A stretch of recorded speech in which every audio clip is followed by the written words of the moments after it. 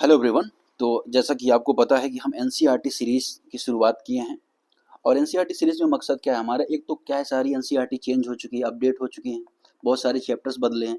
तो अब क्या है, अब नई न्यू एनसीईआरटी आएगी तो जाहिर सी बात है कि जो भी एग्जाम होंगे उनमें न्यू एनसीईआरटी क्वेश्चन बनाए जाएंगे, है ना। अब पुरानी एनसीईआरटी में प्रॉब्लम क्या थी, अब तो सारे क्वेश्चन उसमें से बन चुके थे। अब नई एनसीईआरटी है, नया सिलेबस इंट्रोड्यूस हुआ है, एनसीईआरटी ने इंट्रोड्यूस किया है थोड़ा सा चेंज करके। तो उस बेसिस पर हम सारा टॉपिक यहाँ पे कवर करेंगे। एक एक वर्ड यहाँ पे पढ़ना भी इंपॉर्टेंट नहीं है, क्योंकि जब 10th 11th 12th की जो एनसीईआरटी एक एक वर्ड उसमें पढ़ेंगे हम और उनको एक्सप्लेन करेंगे, समझाएंगे। यहाँ पे भी ओवरऑल क्या होता है, ज़्यादा बड़े कॉन्सेप्ट नहीं होते, लेकिन एक अंडरस्टैंडिंग डेवलप होती है। साथ ही साथ क्या बातें हैं, क्या चीज़ें हैं, लैंग्वेज आपकी डेवलपमेंट होती है। तो ये सारी चीज़ें आपकी सारी एनसीईआरटी जो 6 से लेकर जो 10th की हैं वो आपकी हेल्प करती हैं इसमें। अब जैसे जो चैप्टर 1 हमने देख लिया, तो चैप्टर 2 में यहाँ पे बात हो रही बिग क्वेश्चन की कि what are the ocean and continent, what are their name and their distribution. Ocean और जो कॉन्टिनेंट होते हैं, मतलब कि महासागर और महाद्वीप जो होते हैं, वह क्या होते हैं और उन वो क्यों आवश्यक हैं। दूसरा, in what way do ocean and continent impact life earth including human life. तो ये किस तरह से मानव जीवन को प्रभावित करते हैं। तो अब ये सारा जो इस टॉपिक में हम देखने को मिलेगा इस चैप्टर में। तो आइए शुरू करते हैं। अब ये जो सेगमेंट है ये वाला, ये डील करता है बेसिकली पृथ्वी का रंग कैसा है, ओशियन, लैंड और इनका इंपॉर्टेंस क्या है। जैसे हम यहाँ पे देखेंगे, यहाँ पे बात होती है let us run our globe. इसको रोटेट करते हैं तो हमें दिखेगा pictures earth seen from the moon, है ना। जैसे यहाँ से चंद्रमा दिखता है, वैसे अगर हम बात करें तो पृथ्वी भी एक गोलाकार दिखाई देती है। What is the most wide spread colour you see, तो आपको लगेगा कि इसमें सबसे ज्यादा वाइड स्प्रेड कलर कौन सा है, ब्लू है। देखिए आपको ब्लू कलर सबसे ज्यादा दिखाई दे रहा है। अब ब्लू कलर क्यों दिखाई दे रहा है, इसका रीजन यह है कि जो धरती है ना, उसमें थर्ड फोर्थ क्या है, वाटर है। थर्ड फोर्थ हिस्से में क्या वाटर है, अर्थात 71% जो पृथ्वी का हिस्सा है उसमें पानी है। अब ये जो 71% पानी है पृथ्वी में, अब ये जो पानी है ये पृथ्वी को ढका हुआ है। फिर इसी इसी को मेनली बोला जाता है महासागर, ठीक है ना। महासागर या ओशियंस इन्हें बोला जाता है, ठीक। एक तो इसके बारे में हो रही है, जिन्हें लार्जेस्ट बॉडी वाटर बॉडी भी बोला जा रहा है। फिर दूसरा यहाँ पे इंपॉर्टेंट बात हो रही है लैंड की। लैंड 1/4 जो एरिया बचता है थर्ड फोर्थ के बाद, ये लैंड का एरिया माना जाता है। और ये लगभग 20% 29% एरिया लैंड मास को बोला जाता है, और इसे बोला जाता है कॉन्टिनेंट। कॉन्टिनेंट के बारे में यहाँ पे बात हो रही है, लैंड मास हो रही है, कॉन्टिनेंट, तो ये इसके बारे में यहाँ पे बात हो रही है, ठीक है। अब इन दोनों का इंपॉर्टेंस यहाँ पे बताया गया, इंपॉर्टेंस यहाँ पे इन दोनों का क्या महत्व है। जैसे वाइटल रोल है शेपिंग क्लाइमेट ऑफ अर्थ, मतलब कि जो जलवायु है उसको बनाने में, उसके निर्माण में बेहतर इनका भूमिका होती है। They affect all aspect of life. जाहिर सी बात है कि हमारे जीवन को प्रभावित करते हैं, प्लांट्स को, एनिमल को, सभी को, ह्यूमन लाइफ को भी इम्पैक्ट करते हैं, ठीक है। और ये हमें impact through out history, culture और अपने डेली लाइफ में देखने को मिलता है। तो ये चीज हमने यहाँ पर देख ली। अब आगे हम देखेंगे यहाँ पे इसके बारे में बात करें। The emblem of Indian navy contain the motto सम नो Varuna pronounce which means be auspicious to us of Varuna. They is इनकोटिंग to Varuna a Vedic deity associate with the ocean. तो यहाँ पे ये बात बता रहा है कि जो नेवी का जो कहते हैं ना कि जो सिंबल है उसमें वरुण देवता के बारे में बताता है, जो समुद्र को इंडिकेट करता है या जो वाटर की जो पावर है उसको इंडिकेट करता है। अब आगे हम बात करेंगे यहाँ पर। अब यहाँ पे चैप्टर में बात हो रही है किसके बारे में, the distribution of water and land on the earth. कि जो पृथ्वी है उसमें लैंड का और वाटर का डिस्ट्रीब्यूशन कैसा है। अब सबसे पहले यहाँ पे बात हो रही है किसके बारे में, सबसे पहले बात होती है सी के बारे में, या किसके बारे में, महासागर के बारे में। अब महासागर के बारे में जो बात हो रही है उसके बारे में देखेंगे। जैसे महासागर सी के बारे में देखें तो आप क्या इंपॉर्टेंट फैक्ट देखेंगे। जो समुद्र या सागर होते हैं, सागर जिन्हें कहा जाता है, वो क्या होते हैं, महासागर के छोटे भाग होते हैं। जैसे अगर आप देखें, इंपॉर्टेंट मैं आपको बताऊं, जैसे ये मेडिटेरियन सी आपको देखने को मिल रहा है। कौन सी, मेडिटेरियन सी, या इसे बोला जाता है भूमध्य सागर, ठीक है ना। ये आप यहाँ पे याद रखिएगा। ये अफ्रीका महाद्वीप है, अफ्रीका है, और ये यूरोप है। तो यूरोप और अफ्रीका के बीच में मेडिटेरियन सी देखने को मिलता है। लेकिन ये जो पानी है ये किससे मिल रहा है, अटलांटिक सी से मिल रहा है, अटलांटिक महासागर से मिल रहा है, ठीक है। तो यहाँ पे आपने देखा कि जो सी होते हैं ना, वो महासागर का एक हिस्सा होते हैं। लेकिन अगर आप देखें तो अक्सर क्या होते हैं कि लैंड से घिरे होते हैं दो तीन तरफ से, ठीक है। तो ये सी के बारे में बात हो रही है। अब इस तरह से बहुत सारे सी हैं, जैसे अगर रेड सी यहाँ पे आप देखोगे, अदन सी आप यहाँ पे देखोगे, फिर कैस्पियन सी भी इसको बोला जाता है, इसके अलावा ब्लैक सी देखा जाता है। तो इनको सी बोला जा रहा है यहाँ पे, ठीक है। सी के बारे में यहाँ पे बात होती है इस चैप्टर में। अब अगर हम देखें, ये हमने यहाँ पर देखा ओशियन के बारे में, ठीक है, ओशियन के बारे में। अब यहाँ पे कुछ एग्जाम्पल भी, जैसे इंडियन ओशियन है, ठीक है, आर्कटिक ओशियन, सदर्न। अब अगर हम बात करें ये जो सी होते हैं छोटे छोटे, ये किसके हिस्सा हैं? ये महासागर का हिस्सा है, महासागर का हिस्सा है। अब महासागर के हिस्से क्या है ये, और जो महासागर कौन कौन से महासागर आपको पता होगा, ये देखिए, ये अटलांटिक ओशियन महासागर है, ये पैसिफिक ओशियन, ये प्रशांत महासागर है, ये आर्कटिक ओशियन है, ये सदर्न ओशियन है, ये इंडियन ओशियन है, और ये पैसिफिक ओशियन है। ठीक है, ये महासागर हो गए, और इन्हीं के छोटे छोटे हिस्से आपको कहाँ देखने को मिलेंगे? आपको यहाँ देखने को मिलेंगे। जैसे अगर आप देखो अरब सागर, अगर आप देखो कौन सा सागर? अरब सागर। ठीक है, अरब सागर यहाँ पे आपको मिलेगा। फिर यहाँ पे आपको मिलेगा लाल सागर मिलेगा, यहाँ पे आपको भूमध्य सागर या मेडिटेरियन सी देखने को मिलेगा, यहाँ पे आपको कैस्पियन सी देखने को मिलेगा, यहाँ पे आपको ब्लैक सी देखने को मिलेगा। इस तरह से अगर आप देखेंगे आपको सीज भी देखने, यहाँ पे आपको साउथ चाइना सी देखने को मिलेगा। ठीक है, इस तरह से आपको छोटे छोटे सागर भी देखने को मिलेंगे। अब एक और बात होती है इस चैप्टर में, बात होती है वे की, अर्थात खाड़ी की बात होती है। वे अर्थात जिसे हिंदी में कहते हैं खाड़ी।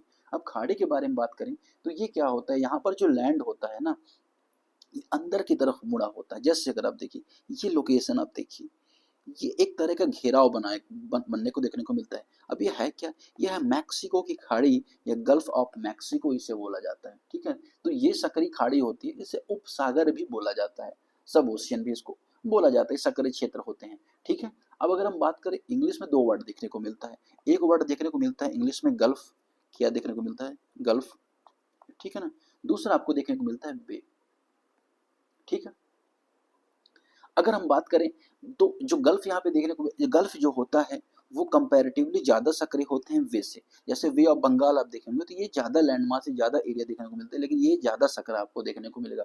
गल्फ ऑफ मैक्सिको आपको यहाँ पे देखिए गल्फ कितना सकरा है, गल्फ ऑफ अदन अगर आप देखें तो यहाँ पे आपको क्या होगा, जो गल्फ होगा ज्यादा सकरा होगा, अंदर की तरफ घुसा होगा। वहीं जो आपको वे होगा वो थोड़ा सा वाइड होगा, जैसे बंगाल की खाड़ी हो गया। ठीक है, इसके अलावा हडसन वे होगा, आपको हडसन की खाड़ी आई थिंक यही होना चाहिए, शायद ये होगा। तो ये इस तरह से अगर आप देखोगे तो आपको देखने को मिलेगा। ठीक है, अब ये चीज आपने यहाँ पर देख ली। अब मतलब ओशियन, महासागर हो गए, सी हो गए, सागर हो गए, वे हो गया, गल्फ हो गया, ये चारों चीज आपने लैंड मास के चारों जो फॉर्म है, लैंड मास बोल रहा हूँ सॉरी, वाटर के जो चारों फॉर्म है अर्थ में जो देखने को मिलते हैं वो आपने यहाँ पर देख लिया। अब आगे हम बात करेंगे महासागर और आपदाओं के संबंध में, disaster. Returning to the picture of the earth in the start of the chapter you may have noticed that white shapes across the globe. Did you guess what they are? They are large masses of cloud. Such cloud bring rain to the continent. For instance, the monsoon rain in Indian expert every summer originate in the ocean. अगर हम बात करें तो पृथ्वी की सतह पर दिखने वाले जो सफेद बादल होते हैं, ठीक है ना, सफेद आकार के बादल होते हैं, जैसे आपने इस फोटो में देखा, इस फोटो में देखो बहुत सारा सफेद सफेद ऊपर भी आपको देखने को मिल रहा है। ठीक है, जैसे ये ओशियन है, लेकिन ये क्या दिख रहा है, ये व्हाइट व्हाइट सा, इसे कहते हैं बादल। बादल क्या होते हैं? महासागरों की जो पानी है उसको खींचते हैं, साधारण भाषा में देखें, और वो पानी ले जाके स्थल में बरसाते हैं, ज्यादातर महाद्वीपों में बरसाते हैं, महाद्वीपों में पहुंचाते हैं। और ये बादल यहाँ पे काम ये करते हैं, बारिश करवाने का काम करते हैं। और जो बारिश है उस पर अगर हम देखें तो जीवन यापन हमारा होता है, लाइफ, ह्यूमन लाइफ उसी पे डिपेंड है, एग्रीकल्चर उसी में डिपेंड है ना, क्लाइमेट उसी पर डिपेंड है, जो सीजन है, मौसम है, उसी पर डिपेंड होते हैं। तो ये बहुत इंपॉर्टेंट होता है। अगर हम बात करें, अब यहाँ पे एक और बात होती है, इसमें एक और बात क्या होती है कि महासागर या ओशियन से कुछ आपदाएं या डिजास्टर भी देखने को मिलते हैं, जैसे साइक्लोन के बारे में बात होती है। अब ये साइक्लोन या चक्रवात क्या होते हैं? तो महासागर में अगर हम बात करें, जब गर्म सतह से जब हवाएं घूमने लगती हैं, और हवाएं घूमते हैं और तेज तेज घूमकर वो लैंड की तरफ पहुंचने लगती है, सपोज करिए यहाँ पे ऐसे बना और धीरे धीरे धीरे धीरे उड़ीसा की तरफ बढ़ने लगा, तो इसे बोला जाता है चक्रवात। अब इसे भारत में बंगाल की खाड़ी में देखने को मिलता है, ठीक है ना। लेकिन अगर हम देखें भारत का जो बंगाल खाड़ी, अरब सागर में चक्रवात बोला जाता है। लेकिन अगर आप देखेंगे टाइफून बोला जाता है चाइना वाले एरिया में, है ना। इसके अलावा आप देखेंगे तो हरिकेन बोला जाता है अमेरिकन रीजन में। तो सभी जगह अलग अलग नाम है, हालांकि इनकी स्पीड भी ज़्यादा होती है। जैसे हरिकेन की जो स्पीड होता है, डिजास्टर, उससे जो आपदा होती है वो ज़्यादा बड़ी होती है। तो ये बात आप यहाँ पे देख ली। तो ये साइक्लोन के बारे में यहाँ पे बताया गया, साथ ही यहाँ पे सुनामी के बारे में बताया गया। आखिर सुनामी क्या होता है? तो जिस तरह से अर्थक्वेक लैंड मास में आता है, उसी तरह जब पानी में अर्थक्वेक आता है तो पानी की जो वेव्स है ना उसको ऊपर उठा देता है। सपोज करिए लैंड मास है और ये पानी नॉर्मल स्पीड चल रहा है, जैसे यहाँ पे अर्थक्वेक का पानी ऊपर उठा, ये लहरें ऊपर उठती हैं और स्थल में प्रवेश करती हैं, यहाँ पे डिजास्टर लाते हैं। जैसे 2004 में इंडियन ओशियन से अगर हम बात करें, श्रीलंका, इंडोनेशिया, इंडिया में डिजास्टर आए तो वो सुनामी की वजह से आए। ठीक, तो ये चीज आपने यहाँ पर देख ली। अब अगर हम बात करें इंपॉर्टेंट क्या हो जाता है, कई बार यूपीएससी ने पूछा है कि साइक्लोन और सुनामी में क्या फ़र्क है, साइक्लोन और सुनामी में क्या फ़र्क है, तो ये फ़र्क आपको मेंस के एंगल से पता होना चाहिए, आपको इसमें आंसर राइटिंग करनी है। साथ ही डिजास्टर मैनेजमेंट सुनामी और साइक्लोन दोनों के बारे में आपको चैप्टर देखने को मिलेगा, तो वो भी आप यहाँ से देख सकते हैं और अपने जो बेसिक कॉन्सेप्ट्स यहाँ से तैयार कर सकते हैं। साथ ही एग्जाम्पल्स आप यहाँ से नोट कर सकते हैं जो आपको मेंस के आंसर राइटिंग में काम आने वाले। ये चीज़ आपने यहाँ पर देख ली। अब महासागर का जो रोल है, रोल ऑफ अगर हम बात करें ओशियन और क्या है, और क्या रोल है उसका हम यहाँ पे बताएंगे। सबसे पहला इंपॉर्टेंट रोल है क्लाइमेट रेगुलेटर, क्लाइमेट रेगुलेटर अर्थात जलवायु का नियामक। क्लाइमेट रेगुलेटर कैसे महासागर तापमान को नियंत्रित करते हैं, क्यों नियंत्रित करते हैं, क्योंकि महासागर में धाराएं चलती हैं। सपोज करिए आप यहाँ पे हैं तो आपको देखने को मिलेगा कि कैनरी जलधारा यहाँ से आ रही है, कैनरी जलधारा जब आप पढ़ेंगे यूपीएससी का और ज्योग्राफी, कैनरी जलधारा देखने को मिलेगी आपको, ठीक है। यहाँ पे आपको गल्फ स्ट्रीम जलधारा, हम इसके अलावा नॉर्वेजियन करंट आपको यहाँ पे देखने, नॉर्वे जलधारा। तो ये जो जलधाराएं होती हैं ठंडे क्षेत्र से जब गर्म क्षेत्र की तरफ जाती है ना, तो गर्म क्षेत्र को ठंडा कर देती हैं। और जब हम बात करें, जैसे सपोज करिए यहाँ से गिव मी अ सेकंड, हाँ, जैसे यहाँ से कोई जलधारा जा रही है और ये रीजन गर्म है, तो जैसे यहाँ से आसपास गुजरेगी तो इस तट को क्या करेगी, वो ठंडा करेगी। उसी तरह से ठंडी जलधाराएं, गर्म जलधाराएं जहाँ पे पहुँचती हैं उस जगह का जो तापमान होता है उसको बदल देती हैं या उसको चेंज कर देती हैं, ये इंपॉर्टेंट होता है। जैसे गल्फ स्ट्रीम की जो गर्म जलधारा है वो यूरोप को गर्म रखती है, क्यों, क्योंकि जब यहाँ पहुँचती है इस रीजन से जाती है इक्वेटर से, तो वहाँ पे जो बर्फ जम जाती है उसको क्या पिघलाती है और वहाँ पे गर्म करती है। उसी तरह से नॉर्वेजियन जो जलधारा है इन पोर्ट्स को जहाँ पे बर्फ जम जाती है उनको पिघला देती है, ठीक है। इस तरह से ये इंपॉर्टेंट होते हैं। तो सबसे पहले इंपॉर्टेंट यहाँ पे आपने फैक्ट देखा कि जो रोल है किसका, वाटर का या लैंड पानी का, महासागर का, ये है। दूसरा इंपॉर्टेंट रोल है क्या, economic role, economic, economic importance या रोल। जैसे अगर हम देखें, एक तो क्या फिशरीज सेक्टर आपको देखने को मिलेगा, किसमें, महासागर में फिशरीज सेक्टर देखने को मिलेगा। दूसरा मिनरल्स, आपको रेयर अर्थ मिनरल्स किस टाइम पे बात हो रही है, या खनिज के बारे में बात करें तो खनिज आपको कहाँ देखने को मिलते हैं, खनिज आपको यहीं देखने को मिलते हैं। साथ ही साथ नेचुरल गैस के जो रिसोर्सेज हैं, नेचुरल गैस के रिसोर्सेज हैं, तो इकोनॉमिक रोल आपको यहाँ पे देखने को मिलेगा महासागर का।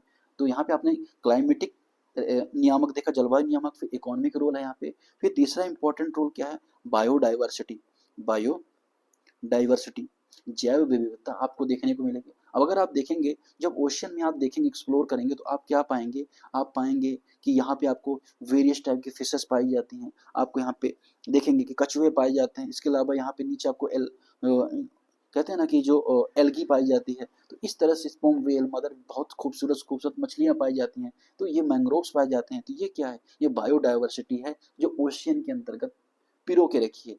साथ ही आपको ये भी पता होना चाहिए कि ओशियन होते हैं लार्जेस्ट CO2 ऑब्जर्वर होते हैं। मतलब क्या करते हैं, CO2 जो निकलती है उसको सबसे ज़्यादा जो समुद्र होते हैं, महासागर, वो सोख लेते हैं, जिससे वायुमंडल में जो कार्बन डाइऑक्साइड की मात्रा है कम हो जाती है, ये इंपॉर्टेंट हो जाता है। अभी जो बायोडाइवर्सिटी होती है ना, ये खाद्य के लिए भी काम करती है। फिर हम बात करेंगे source of energy, source of energy.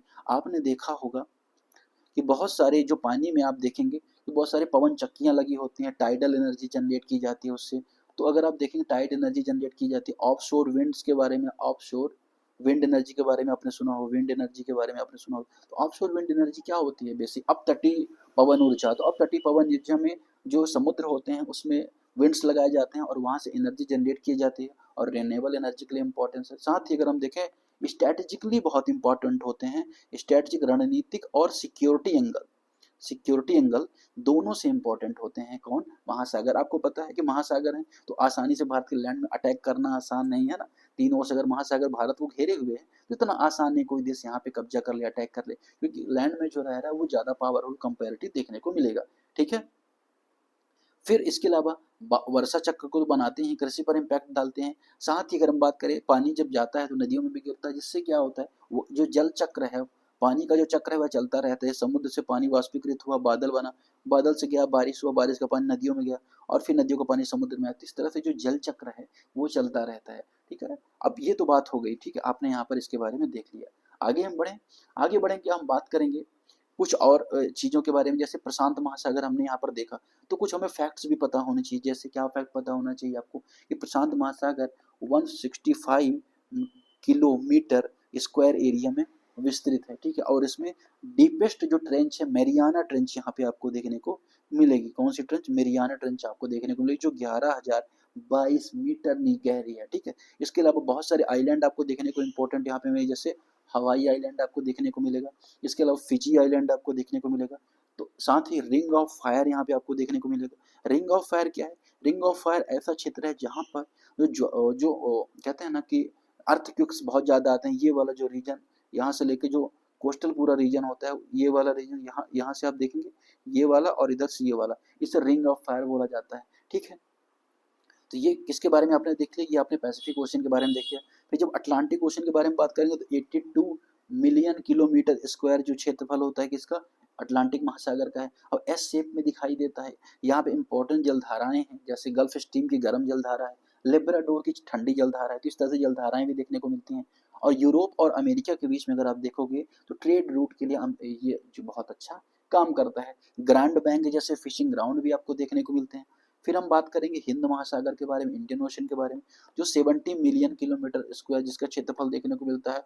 और ये 3 महाद्वीप के बीच में है, ऑस्ट्रेलिया, अफ्रीका और एशिया, सॉरी, भारत के नाम पर एकमात्र ऐसा महासागर जिसका किसी देश के नाम पर सागर पड़ा है। अब ये Indian ocean region IOR initiative चल रहा है, उसके रिगार्डिंग भारत की जो सिक्योरिटी है और भारत का ट्रेड है, दोनों के लिए स्ट्रैटेजिकली इसकी इंपॉर्टेंस बढ़ जाती है।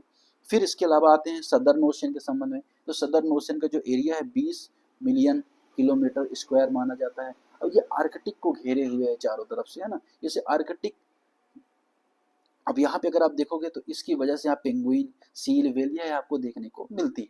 फिर अगर हम देखेंगे पांचवा सबसे लास्ट आर्कटिक ओशन, और आर्कटिक ओशन की जो टोटल किलोमीटर में अगर हम देखें एरिया है तो 14 मिलियन किलोमीटर स्क्वायर इसका एरिया माना जाता है, और इसे नॉर्थ पोल बोला जाता है। यहाँ पे अगर आप देखेंगे तो पोलर जो बियर्स हैं वह देखने को मिलेंगे। ग्लोबल वार्मिंग से ये पिघल रहा है, तो ये वर्तमान में क्लाइमेट चेंज से सबसे ज़्यादा निगेटिवली इम्पैक्ट हो रहा है। ये चीज़ आपको यहाँ पे याद रखनी है। तो इस तरह से आपने देखा, ये एडिशनल फैक्ट्स हमने यहाँ पे तैयार किए जो चैप्टर में नहीं थे, वो भी हमने यहाँ पे देखा। अब हम अगर बढ़ेंगे अगले टॉपिक की तरफ, इसी में अगला टॉपिक है महाद्वीप के बारे में, कॉन्टिनेंट के बारे में। तो कॉन्टिनेंट के बारे में अगर आप देखेंगे, आपको कैसा लगा इस तरह का जो डिस्कशन है वो कैसा है? क्योंकि वन वन लाइन अगर आप पढ़ेंगे तो इससे आप वैल्यू जनरेट नहीं कर पाएंगे, है ना। वन वन लाइन आप खुद पढ़ें, लेकिन आप जो मैं समझा रहा हूँ उसके बाद अगर आप पढ़ेंगे तो आपको आसानी होगी पूरी बुक को पढ़ने में।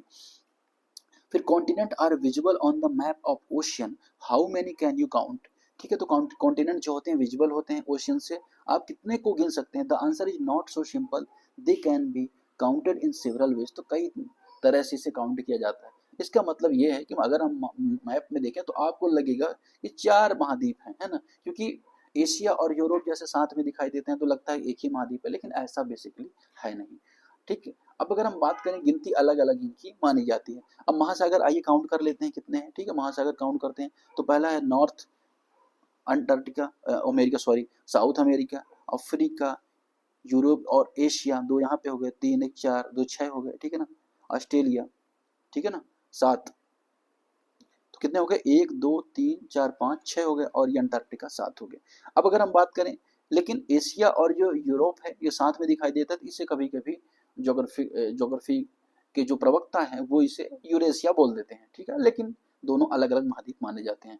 अमेरिका के बारे में हमने आपको पता है अमेरिका के बारे में कि अमेरिका सामान्य तौर पर अगर आप देखें तो अपने वेस्ट में पैसिफिक ओशियन से और ईस्ट में अटलांटिक ओशियन से घिरा हुआ है, ठीक है।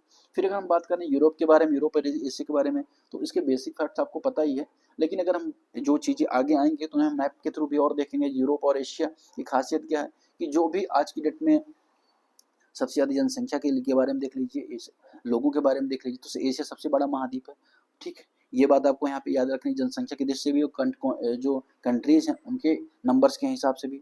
North America and South America are generally considered to be 2 continents, but if seems a single land mass can be considering as a one, ठीक है। उसी तरह से यूरोप और एशिया के बारे में ये दिखते तो 2 हैं, दिखते एक हैं, लेकिन ये अलग अलग हैं, ठीक है। अब count of continents, 4 continents, Africa, Eurasia, America, Antarctica, Australia. 5 continent में आपको देखने को मिलेगा Africa, America, Antarctica, Australia, Eurasia, लेकिन आपको सही आंसर क्या है? 7 continent, Africa, Antarctica, Asia, Australia, Europe, north America और साउथ अमेरिका। तो ये चीज़ आपको यहाँ पे याद रखनी है, ठीक है। तो अब अगर हम बात करेंगे ओशियंस एंड लाइफ के बारे में, साथ ही हम इसमें आइलैंड्स के बारे में भी देखेंगे। अगर हम आइलैंड के बारे में थोड़ा सा देख लेते हैं, उसके बाद हम देखते हैं, जैसे यहाँ पे आप कुछ देखिए, Greenland is the largest island in the world located in the globe on the map, you would have to add the area of 10 largest. अगर हम यहाँ पे आपने ये जो मैप देखा किसका, वर्ल्ड का मैप देखा, तो ये वाला जो पार्ट है ये ग्रीनलैंड बोला जाता है। ग्रीनलैंड जो अभी किसके कब्जे में, डेनमार्क के कब्जे में है, ठीक है, तो डेनमार्क कब्जे में ग्रीनलैंड आता है। अब ये तो हमने यहाँ पर देख लिया। महाद्वीपों के बारे में आपको पता होना चाहिए कि महाद्वीप ऐसे एरिया होते हैं, जैसे अगर आप देखें यूरोप के बारे में आप देखो तो फ्रांस है, ये जो कंट्री जियो पॉलिटिकल हिसाब से बहुत इंपॉर्टेंट होते हैं, तो इसके बारे में जो मैप का सेगमेंट होगा उसमें हम देखेंगे, और जिसमें चैप्टर में ज़्यादा इन्फॉर्मेशन होगी, लेकिन यहाँ पे इसकी इन्फॉर्मेशन ज़्यादा नहीं थी, तो इसलिए हमने यहाँ पे थोड़ा सा लिमिटेड इसको देखा है, ठीक है। तो कंटेंट के बारे में ये हमने देख लिया, यहाँ पे लैंडमार्क्स के बारे में यूरेशिया को समझाया। यहाँ पे ये ओलंपिक के एक सिंबल यहाँ पे बताया रहा है कि ओलंपिक अगर हम बात करें तो 5 लैंड एरिया को यहाँ पे कवर कर रहा है, हालांकि 7 महाद्वीप हैं, लेकिन ये अफ्रीका, अमेरिका, एशिया, ऑस्ट्रेलिया और यूरोप को ही दर्शाता है, ठीक है। अमेरिका के लिए एक है, जबकि 2 नॉर्थ अमेरिका, साउथ अमेरिका 2 हैं, लेकिन उसके लिए सिंबल एक ही यहाँ पे दर्शाया जा रहा है, ठीक है। ये यहाँ पे प्रैक्टिस के लिए आपको बनाया गया, आप यहाँ से देख सकते हैं, प्रैक्टिस कर सकते हैं, ठीक है। अब हम बात करेंगे आइलैंड के बारे में। If you have carefully observe to map earlier this chapter, you may have noticed that the continent do not include all landmass. Some smaller piece of land are left out. तो अगर आपने map देखा तो आपको पता होगा कि कुछ एरिया ऐसे भी हैं जिनको ये कॉन्टिनेंट इंक्लूड नहीं करते। सपोज करिए क्या, सपोज करिए ये, ठीक है ना, गिव मी अ सेकंड, हाँ, तो सपोज करिए बहुत सारे आइलैंड होते हैं, give me a second, sorry, तो बहुत सारे आइलैंड होते हैं जो कहीं ना कहीं अगर हम देखें तो महाद्वीप लैंड मास के फॉर्म में इसको तो कवर करते हुए नहीं दिखाई देते हैं, हालांकि नहीं किसी न किसी महाद्वीप में काउंट किया जाता है, लेकिन ये लैंड मास के फॉर्म में ये अलग अलग जगह स्थित होते हैं। अब जैसे गिव मी अ सेकंड, हाँ, जैसे आपने देख रखा होगा ग्रीनलैंड के बारे में, आपको ग्रीनलैंड के बारे में दिखाया, तो ग्रीनलैंड के बारे में जब आपने देखा तो ग्रीनलैंड देखने में तो आपको लग रहा था, क्या लग रहा था कि ये तो नॉर्थ अमेरिका पार्ट है, लेकिन ये नॉर्थ अमेरिका में कंसिडर नहीं किया जाता है, ठीक है, तो ये एक तरह का आइलैंड है, ठीक। उसी तरह से अगर आप देखें बोर्नियो है, मेडागास्कर आइलैंड है, उसी तरह से अंडमान निकोबार है, मालदीव है, ठीक है, तो ये अलग से एक लैंड की तरह दिखाई देते हैं, ठीक है। अब इम्पोर्टेंस इनका बहुत है इस टाइम पे, अगर हम देखें तो ये बेसिकली जो ओशियन के बीच में पड़ते हैं, जैसे इंडियन रीजन है, ठीक है ना, तो यहाँ पे मालदीव के लोकेशन है। अब ये ट्रेड रूट है इंडिया का, इंडियन ओशन का, तो इसकी इंपॉर्टेंस हो जाती है क्योंकि इनके एरिया, ओशियन का भी इनका एरिया होता है, तो ये जियो पॉलिटिकली बहुत इंपॉर्टेंट हो जाते हैं इस टाइम पे। चाहे फिजी के बारे में देखें, सेशल्स के बारे में देखें, श्रीलंका के बारे में देखो, तो ये बहुत ही फायदा भी उठाते हैं। तो ये आपको यहाँ पे आइलैंड के बारे में थोड़ा सा चीज़ें आपको याद रखनी है, ये सराउंडेड होते हैं वाटर से, इसलिए इन्हें आइलैंड बोला जाता है, ठीक। ये अपने यहाँ पे देखे सबसे बड़ा आइलैंड हमने ग्रीनलैंड देखा। एशिया का सबसे बड़ा आइलैंड कौन सा है, बोर्निया एशिया का सबसे बड़ा आइलैंड है, ठीक। और सबसे छोटा जो ओवरऑल आइलैंड है तो नाउरू जो सबसे छोटा आइलैंड माना जाता है। वहीं भारत में अगर देखा तो अंडमान निकोबार, लक्षद्वीप जैसे आइलैंड भारत के लिए इंपॉर्टेंट होते हैं। तो ये जो डिस्कशन है उसमें लास्ट चैप्टर की तरफ देखें, ओशियन एंड लाइफ, तो ocean and continent are vital part of environment and affect most aspect of our lives even if we do not notice it. We have mention that ocean send rain to the continent, this is the part of earth water cycle. तो ocean क्या है, पानी को भेजते हैं land में, और ये कहीं ना कहीं वाटर साइकिल का पार्ट है। You will further study in science without ocean, for instance there would be no rainfall, the earth would be the desert. Moreover, more than half of the world oxygen produced by the ocean, वही मैंने आपको बताया कि ocean से आधे से ज़्यादा oxygen produce होती है, कार्बन डाइऑक्साइड को ये खींच लेते हैं, इसलिए अगर हम बात करें तो एक बड़े ऑक्सीजन दाता के रूप में काम करते हैं। Ocean have deeply impact humanity, ये सब मैंने आपको बता रखा है। अगर आप देखेंगे अगर आप देखेंगे तो इकोनॉमिकली, पॉलिटिकली ओशन का इंपॉर्टेंस बहुत ज़्यादा होता ही है, वही चीज़ यहाँ पे आपको बार बार रिपीट हो रही है। तो आप यहाँ पे रीड करेंगे, साथ ही यहाँ पे आप देख सकते हैं इसे कि 8 वर्ल्ड ओशन डे मनाया जाता है 8 जून को। तो इस तरह से आपको पूरा रीड करना है, कोई डाउट होता है आप कमेंट सेक्शन में कमेंट कर सकते हैं, ठीक है। इसके अलावा कुछ MCQs भी यहाँ पे थे, गिव मी अ सेकंड मैं देख लेता हूँ, तो उस MCQ को भी आपको प्रैक्टिस करना है। Otherwise I provide the MCQ, तो MCQ मैं प्रोवाइड करूंगा, ठीक है। तो आज की डिस्कशन फिलहाल इतना ही, मिलते हैं।